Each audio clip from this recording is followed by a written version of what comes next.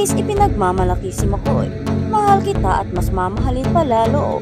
Kung bago ka lang sa channel na ito, huwag kalimutang mag-like, share, comment, and subscribe. Muling ibinandera ni Elise Johnson sa buong mundo ang kanyang wagas at abot langit na pagmamahal para sa kanyang partner na si McCoy De Leon. Maraming kinilig at natouch sa appreciation post ng kapamilya aktres at celebrity mommy para kay McCoy na idinaan niya sa social media. Ibinahagi ni Elise sa kanyang Instagram story ang sweet photo nila ng aktor kalakip ang kanyang madamdaming mensahe at pasasalamat sa lahat ng sakripisyo at ginagawa nito para sa kanilang pamilya. Sorry, nag-post ako. Gusto ko lang ipagmalaki yung pagmamahal mo. Ang unang bahagi ng Instagram post ni Elise. Kasunod nito, ipinaramdam ng aktres sa kanyang boyfriend at tatay ng anak niyang si Feliz kung gaano siya nagpapasalamat sa pagdating nito sa kanilang buhay. Thank you dahil di mo kami pinababayaang mag-isa. Thank you kasi tinulungan mo pa ako to shoot for my work. Thank you for making time for us. Ang saya-saya ko dito dahil mahal kita at mas mamahalin pa lalo. Pagbabahagi pa ng kapamilya star.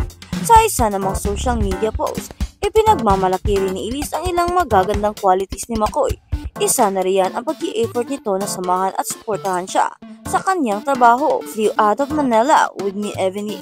Can only stay for one day. Ang caption ni Elise sa kanyang litrato at video nila ni McCoy na kuha sa isang beach resort kung saan siya nag-work. Nitong nagdaang Father's Day, ibinandera rin ng aktres sa Madlang People kung gaano siya ka-proud kay McCoy. Not everyone will understand how good of a person you are, how soft of a man you are, how you managed to become a father in your 20s, how freedom was taken from you in your prime, how you still finding yourself.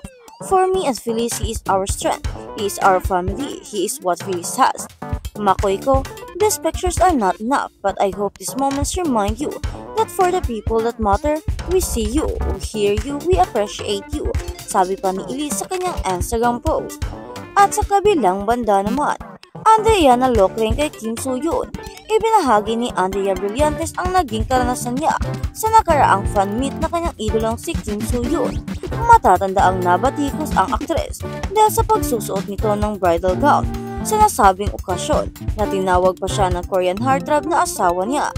Hirit ng kanyang detractors.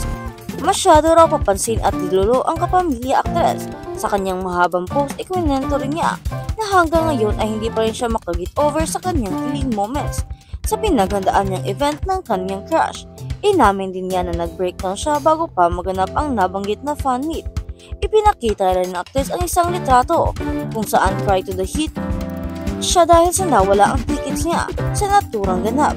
Nagpapasalamat naman siya sa kanyang brother na nagawa ng paraan ang naging bulilyaso sa kanila sa ticket booth ng Smart Araneta.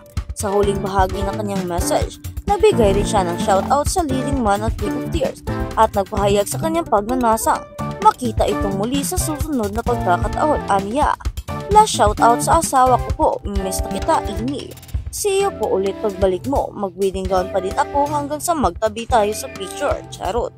One of the happiest days of my life, as in, huhu.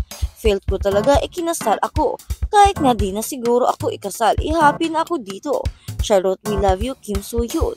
Dagdag pa niya, nalok rin daw siya dahil feeling niya ay match made in heaven daw talaga sila ng idol, lalo na nang magbihis ang huli ng all white na bumagay sa kanyang bridal gown na isinuot. Share ko lang pala, nabalyo talaga ako noong nagbihis siya ng all white. Sa mga post niya wala siyang ganun, so syempre, didulo ako ng matchy kami, dugtong niya pa. May mga ka-fan niya naman at supporters na nagsabing nagtagumpay si Blade sa makuha ang atensyon ni Kim Soo-hyun dahil huli itong nanakanak ng tumingin sa aktres. Ito ang ilan sa kanilang mga komento. I am a K-drama fan also, and like you, I will do the same para lang mapansin ng idol natin. Go Blade, do whatever makes you happy. I am proud of you and support you. I love K-drama addict also. All worth it. He's got an eye on you. Thanks also for taking me to see our ultimate crush. Fangirl Hulk is so happy, we love you. Sino naman kasi ang hindi mapapansin yan? Grabing effort, huhu. Andrea, nakuha ang atensyon ni Kim Soo-hyun Brillantes. Winnie literally stared at you and suddenly you rolled stop. Ate, bakit parang ikaw lang tinignan niya buong show? So happy for you. Tinignan ko talaga, Blade. Agree ako, walang tatanggi. Okay lang magdilolo, Blade. Basta may resibo kasi legit talagang titig din siya sa'yo. At sa kabilang balita naman, Katniel no-show sa binyagan. Star-studded at birthday at binyag anak ni Patrick Sugi at Ariel Garcia na si Olivia. Sina Patrick at Ariel ay member ng Nguya Squad na kinaaniban noon ng magkaibigang Daniel Padilla at Catherine Bernardo, Rhea Atayde, Gabby Garcia, Khalil Ramos, Dominic Roque, and a lot more celebrities. Sa posted photo ng nice print photography ay ang grandparents ni Olivia. Makikita ang nasabing larawan sa Instagram page ng celebrity couple. Sa posted photo ng nice print photography ay ang mga grandparents ni Olivia. Nasa larawan ang mga ninang ay ninong ni Olivia at families ni Patrick at Ariel, sina Gabby, Khalil, Julia Barrito, Dominic S. Persman at Rhea Atayde. Grateful beyond words for our wonderful friends and family who joined us in the celebrating of our daughter's first birthday and dedication ceremony. Ang caption ni Ariel, "Your love and support made this unforgettable," dagdag pa niya. Well-known sa netizens ang Nguya Squad dahil mga celebrity ang members at sama-sama sila kada may event ng grupo. Masaya ang kanilang samahan noon, kaya ang ibang netizens ay may hinahanap sa christening ng mga Nguya member. Like na komento ng isang netizens, "I don't friends sila ni Katrin. Sana kahit si Bernardo Kat man lang naka-attend kasi naman. Hindi si DJ, sana maging close kayo nila Kat. But Julia B is dead. She Filomeno left the group rule." At habang sa kabilang balita naman, Ena Raimundo at Brian Paternock, hindi in-expect ng hot mama na si Ena Raimundo na mapufall at mai-inlove siya sa kanyang non-showbiz husband na si Brian Paternock. Pero talagang mas gusto niya raw noon pa na magkaroon ng jowa na hindi taga-showbiz para magkaiba naman ang mundong ginagalawan nila. Kasi kapag non-showbiz, mayroon kayong ibang pag-uusapan.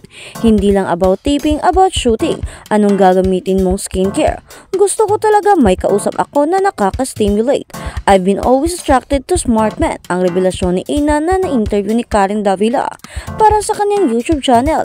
Aminado rin ang seasoned actress na si Lusa siya, kaya't hanggat maaari ay ayaw niyang magkajowa ng taga-showbiz. Hindi raw niya carry na makikitang ipina-partner sa iba ang karelasyon niya. "Selosa ako, hindi ko kaya na yung jowa ko may kahalikan sa screen," pag-amin ni Ena. Naibahagi rin ng celebrity mom sa naturang panayam kung paano sila nagkakilala ni Brian Paternock. Aniya, 24 years old pa lamang siya nung mag-close ang kanilang landas. Unang-una, iba yung naging pattern ko with him kasi before if meron akong nagugustuhan, I know right away na he's going to be my boyfriend, so nagfe-fizzle agad ako with him kasi when I met him, hindi ko in-expect na magiging boyfriend ko siya. What more, magiging asawa, say pa ni Ena. Nagsimula lang daw sila bilang phone fall na tumagal ng 1 taon at